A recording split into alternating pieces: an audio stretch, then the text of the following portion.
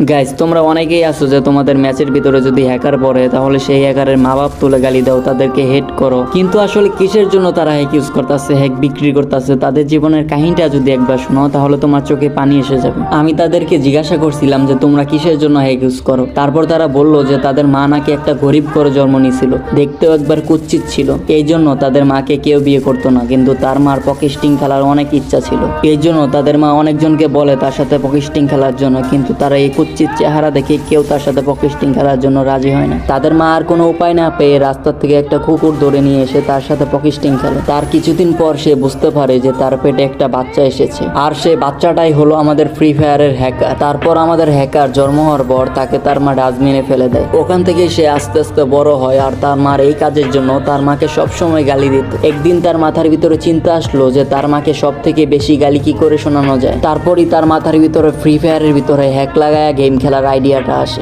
আর তাদের আইডিয়াটা সফলভাবে কাজে লাগে। ঠিক এই জন্য তাদের মা বাপ তুলে গালি দিলে তাদের কোনো যায় আসে না, তারা আরো খুশি হয়।